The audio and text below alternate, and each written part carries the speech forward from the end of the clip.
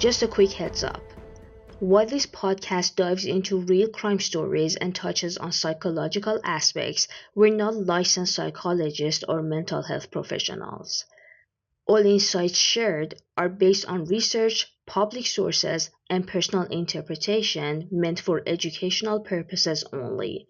So please take them with a grain of curiosity, not clinical advice.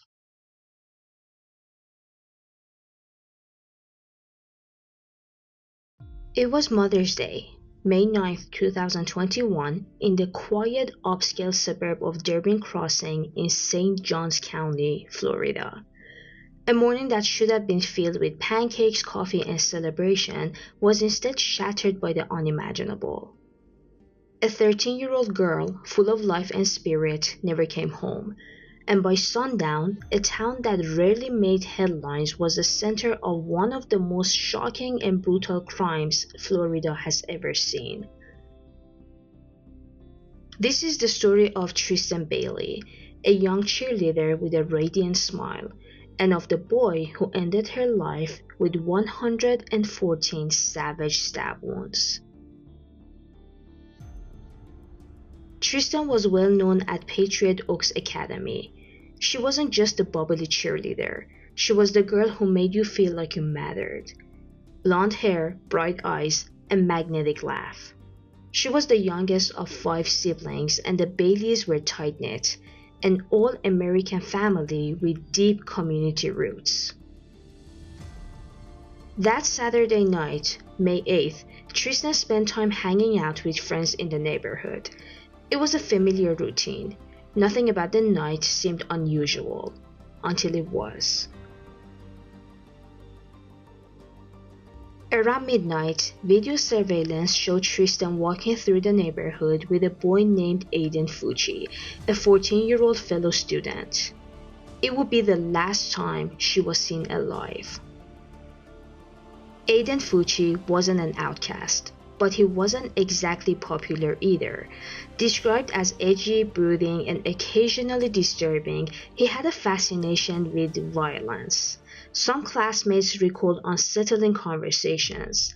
He would talk about murder and sometimes say he wanted to kill someone just to see what it felt like. Most brushed it off as teenage bravado.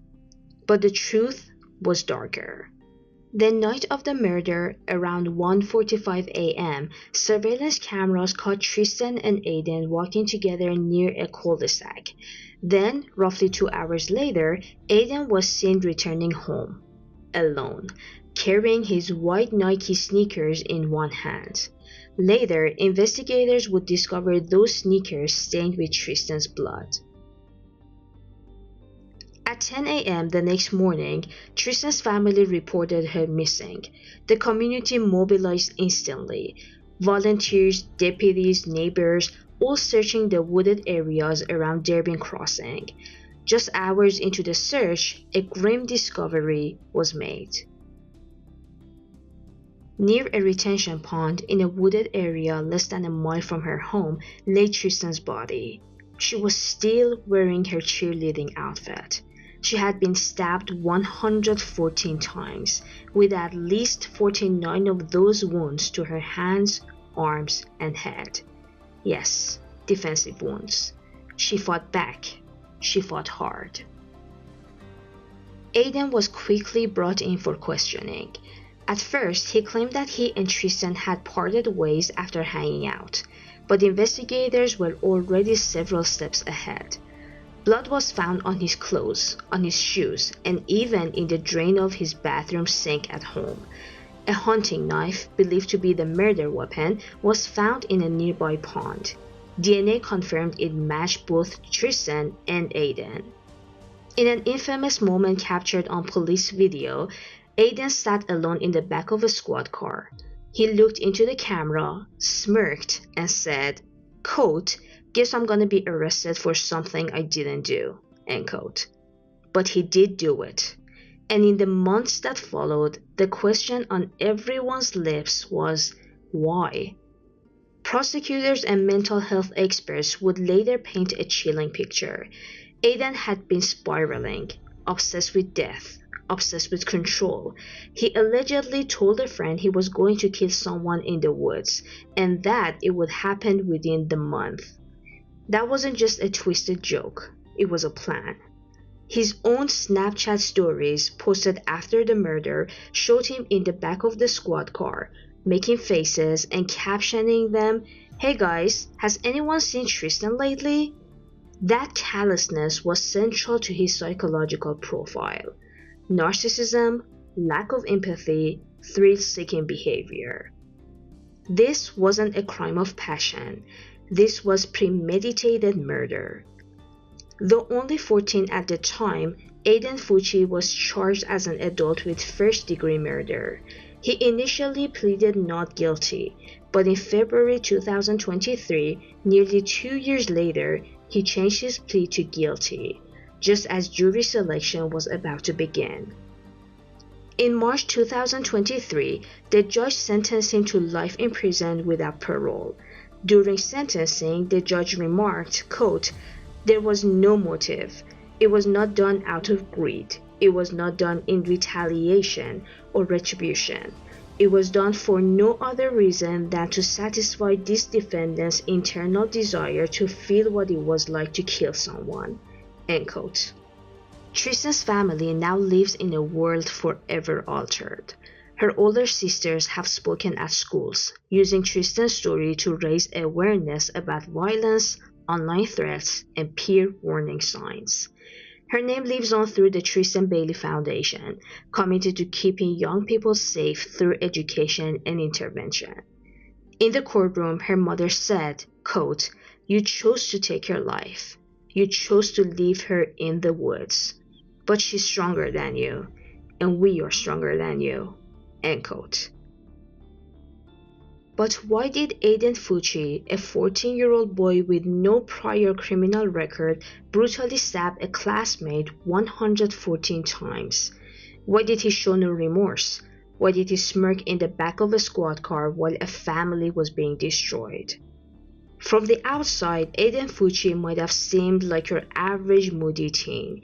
He posted selfies, joked with friends, wore hoodies and sneakers. He was neither the class clown nor the silent shadow in the corner.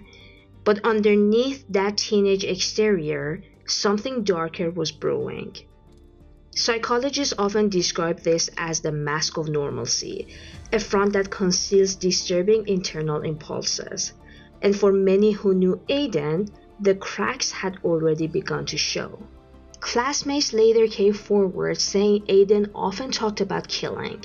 Some said he expressed an interest in violence. One even recalled him drawing weapons and talking about dragging someone into the woods to kill them. No one thought he was serious, but he was. One of the most chilling aspects of Aiden's crime is his lack of clear motive. Tristyn wasn't a romantic partner. There was no money, no revenge. It wasn't personal in the traditional sense. So why did he do it? Psychological experts point to fantasy-based violence, a phenomenon where a person begins to imagine control, power, and murder as sources of stimulation. Over time, these thoughts spiral from fantasy into obsession. In Aiden's case, friends testified that he spoke of wanting to kill just to know what it felt like. He had reportedly said he wanted to stab someone and watch them die, and he made a plan. Tristyn was the unfortunate target of a boy who wanted to play God. There's also evidence of escalation. In the days leading up to the murder, Aiden was reportedly fighting with his mother. He was acting out more. There were signs of rage he didn't know how to regulate. And with many teenage offenders, we often see a pattern. Minor acts of violence or cruelty, morbid fascination, and fantasies that become action. Aiden followed that path almost to the textbook. Let's break down the most likely traits associated with Aiden Fucci's behavior. Number 1. Callous on emotional traits. These include a lack of empathy, remorse, or concern for others. When Aiden was arrested, he didn't cry. He didn't ask about Tristyn. He worried about his own future. In his Snapchat post from the back of the police car, he made a joke about her disappearance. That cold detachment is a hallmark of emergent psychotic behavior. Number 2. Narcissistic traits. Aiden appeared to enjoy the attention the crime gave him. Even during court proceedings, his body language often came across as indifferent, sometimes smirking. There's evidence he was more concerned with how he looked than what he'd done. Number 3. Immature moral development. At 14, a brain is still developing, especially the prefrontal cortex responsible for impulse control, empathy, and foresight. But Aiden's choices showed an unusually high level of planning for someone his age. This blend of immaturity, impulsivity, and violent fantasy created a lethal mix. In forensic psychology, there's a controversial framework called the McDonald Triad, which suggests 3 childhood behaviors may indicate future violent tendencies: cruelty to animals, fire setting, bedwetting beyond an appropriate age. There's no public record confirming whether Aiden showed these behaviors, but his fascination with gore, drawings of violent imagery, and statements about wanting to kill suggest fantasy-driven, pre-criminal behavior, another strong warning sign. It's tempting to label Aiden Fucci as a monster, a sociopath, evil, but the truth is more complicated. At 14, his brain was still forming. Could intervention have changed his path? Could therapy, parental awareness, or school-based mental health programs have caught the warning signs earlier? Or was this always who he was becoming? These are questions his trial never fully answered, and ones society may have to wrestle with for years to come. What we do know is this: a young girl is gone, a family is shattered, and another child, the killer, will likely grow up behind bars. The story of Aiden Fucci isn't just about evil. It's about missed signs, untreated mental disturbance, and a culture that often ignores violent fantasies until it's too late. If you take anything from this episode, let it be this: when someone says they're thinking about hurting others, take it seriously. When a child shows signs of obsession with violence, look deeper. Prevention starts with listening, not labeling. Because the next tragedy doesn't have to happen. Tristyn Bailey's story is one of innocence shattered, but also of strength, of community, and of justice. In her final moments, she fought harder than anyone could have imagined, and in doing so, she left behind a legacy of courage that not even 114 wounds could erase. This has been your deep dive into the tragic case of Tristyn Bailey. If this story moved you, please consider sharing it. Every share keeps her story alive. Every listener is one more person who refuses to let the darkness win. Until next time, stay safe, stay aware.